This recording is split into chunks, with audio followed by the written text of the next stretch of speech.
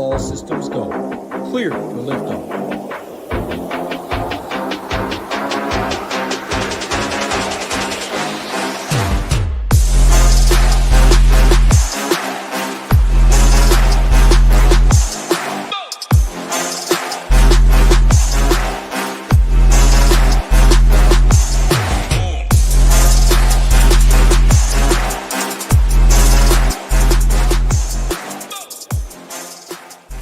What is going on, SHIPIT Nation YouTube station? We're back 6 games Friday night here in the NHL streets. Let's jump in. Let's talk. But if you could, hit that like button, hit that subscribe button. Helps us out a ton. Drop down in the comments your favorite stacks, your favorite plays of tonight's slate. Without further ado, I'm going to go ahead and pull up the stone, as you know and love on these shows here. We're going to use the stone to break it down and talk through the slate. First game on the slate here is an interesting one, one that I'm kind of under on. Both these teams are really good in my opinion here, 17-8 for the Caps coming in. Toronto sitting at 16-9. Just looking at last time these guys played last season, or at least last time these guys played with Austin Matthews in this lineup last season. Toronto won all 3 matchups, scoring 16 goals across 3 games here. Washington had a total of 5 goals in general.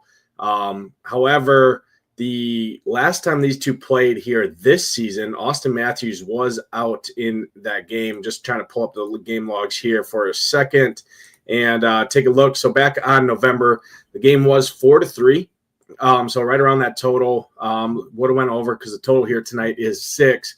Looking at the metrics here, could see this game kind of be similar to what we saw earlier this year. Both these squads are different than what they were last year. Caps are a way better squad this year than last season here. Toronto finally back to health now for the most part with Austin Matthews back in the lineup here. Caps, not so much. Obviously, Ovi is still out there. He did hit the ice yesterday, so that's good to see. He was the goal scorer when he got out with that injury there, broke his leg. He's back on the ice, but will not be in here tonight. I think this game plays like 3-1, 3-2. I don't love it from a DFS perspective here. Just looking at the metrics from what I look at, the expected goals category are bright red for both these teams here. They're very good defensively. The Leafs are the best actual defense in the league on home ice when they can dictate the matchups there. Obviously, a lot of that is on the back of Austin Matthews there. So for me, this game's pretty much a full fade for me. If I were to go to spot, I think you can always play an Austin Matthews one-off. I don't hate that. Or a guy like Chris Tanev who can just block a bunch of shots there. I don't mind that. Some value plays like Pontus Holmberg there on that second line. Don't hate him. Fraser Minton has been playing good at 2,800. So some value plays or just a one-off stud for me with Austin Matthews. On the flip side, Connor McMichael, you can always play him any slate there. Alexei Protas is actually playing pretty good right now. 3,300 on the road is typically when I like to play them. It would be the power play guys, though, for me, just looking at the numbers here. Caps have a really good road power play, second best in the entire NHL.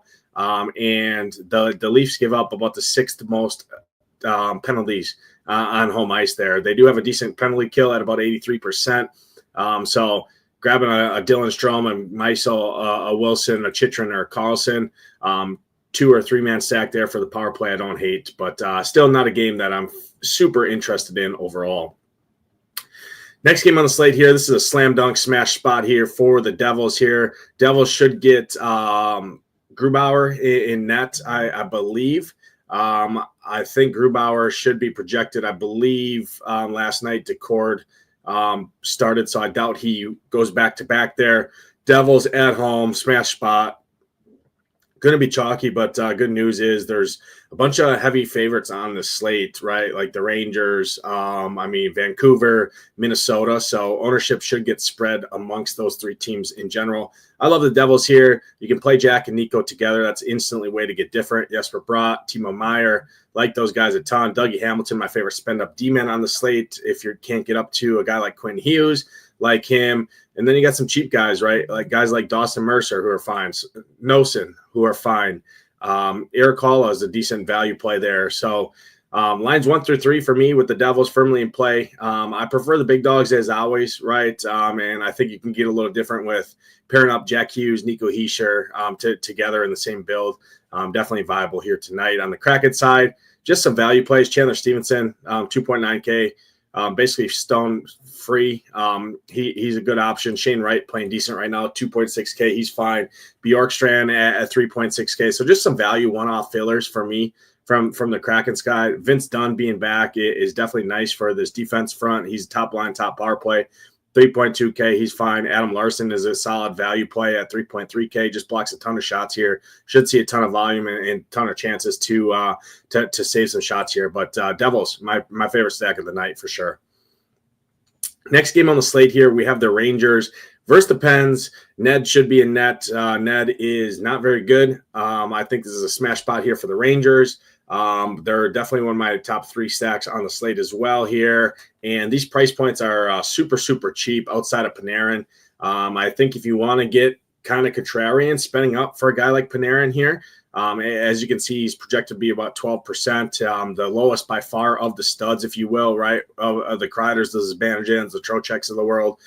So adding in Panarin in your Ranger stacks, I think, is a huge and a smart move to do. Adam Fox is a good defender down there as well. Not much to say about the Rangers. Love them all. Chittle owned the Pens last time they played that third line. Nobody's going to play this third line with Capo Caco, Cool, and Chittle. So that's one way to get kind of unique there. But I still love the big dogs. I prefer Trochek's line just because I want to spend up Panarin. So I like going to Lafreniere, Panarin, and Trocheck if I'm going to the Rangers, big dogs. I think ownership's a little bit cheaper or a little bit more held in check on those guys compared to Zibanejad and Chris Kreider there. So overall, really good stack. Lines 1 and 2 for sure. Line 3, if you're feeling frisky in GPPs, is a good option. On the Pens side here, Chris Letang, still too cheap at 4K. Grizzlick at 2.9K, both good options there. Marcus Pettersson as well, 2.9K. Just the defender options for me for the Pens outside of a guy like Brian Rust, who just has very, very good history against this Ranger squad at 6,500. He's finding that mid-tier. Same thing with Ricard Raquel, 4.7K. Just those guys for me. I'm not getting up to Sid. I'm not getting up to Malkin here against the Rangers tonight. Next game on the slate here. This is the stone cold chalk of the slate here. Blue Jackets on a back-to-back here. However, I'm a little bit under on Vancouver side here tonight because Merzlikins is going to be in net. Their backup, Tarasov, went last night, got absolutely destroyed against Edmonton. Merzlikins is a way better goalie, in my opinion, here. Vancouver is not a crazy team by any means, and they're going to be mega chalk here. I like the other spots more, to be honest. I like the Rangers more for sure. I like Minnesota more for sure, and I like Jersey more for sure. So Vancouver's kind of fourth for me, and I think ownership, Vancouver's going to be number 1 by far on the slate here. I will say Elias Pettersson has destroyed Columbus in years past, right? Last year, he averaged about 20-something DraftKings points per game. He's fine. Jake DeBrusk is playing amazing right now. So the guys I would look to for Vancouver, Elias Pettersson, Pius Suter, Jake DeBrusk, Garland, Brock Besser, and Quinn Hughes. Not going to mess with really any of the other guys. On the Jackets side, you can always play them. I always have a sweet spot for the Jackets. Lincoln has been better as of late. Just looking at the history, Lankinen won both games against Columbus last year. Gave up 5 goals across 2 games. So if you want to pick out some cheap guys, I'd go to the second line with Fantilli, Kent Johnson, and Sillinger just to save salary. Nobody's going to play Columbus. Probably not one of my favorite spots to be honest here. I like the other spots so much. But if I need fillers in kind of a chalkier stack, I won't mind grabbing some of these Blue Jackets here for sure. I think they play up a little bit better after kind of getting punched in the mouth last night against Edmonton. Next game, Stars and the Vegas Golden Knights here. This is a game I don't have much interest in. I think this is more of a defensive-focused game. If I had to pick a side, it'd be Dallas here. Dallas line 2 with Duchesne, Marchment and Stankoven, who's back now. I like that line quite a bit. Wyatt Johnson, Robertson, Rupe Hans just haven't cracked out to be the line that they should be. I prefer them more at home. I like the Duchesne line a little bit here. That'd be the side I pick if I'm going to anyone in this game for stacks. But I like the other spots so much more on the slate that I'm going to kind of just condense in on those. So not a spot I'm looking to get to too much. Goalies in this game I think are interesting on both sides. I prefer Ottinger a little bit, but Aiden Hill is playing good right now. Should see some volume here. He's solid for sure. On the nights, Nicholas Roy is still a decent price point. Tomas Hertl. I will say Victor Olaf being back, 3,700. He's a good price point there. You can pair him up with William Karlsson, who plays a ton of minutes. I don't mind that third line stack there, that little skinny stack with Olaf and William Karlsson. I think that's a nice way to go. I'm not going to get up to Eichel, not spending up to Theodore or Pietrangelo. None of those guys against Dallas and Ottinger here. That brings me to the last game on the slate here. Slam dunk smash spot here for the Wild against the Ducks here. Expected goals category, Ducks are the worst team in the entire NHL on home ice for expected goals against. I'm slamming the Wild here. I love Kaprizov. I love Boldy. Ryan Hartman's got a really nice price point with Johansson on that second line. So I don't mind going Kaprizov, Boldy, Jared Spurgeon, who I prefer actually over Brock Faber. I think Spurgeon's going to slot up to that top power play now, which I love at 4,400. So Spurgeon, Boldy, Kaprizov are my three favorite.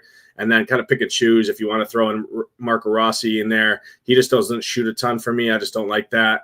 Mojo, I like quite a bit as a value play at 3,100 with Ryan Hartman, who's also on that top power play. So going to Kaprizov, Boldy, Hartman, Spurgeon stack, I think is definitely unique. You use up 3 wing spots from the same team here against the Ducks. It's a good matchup. I like that quite a bit.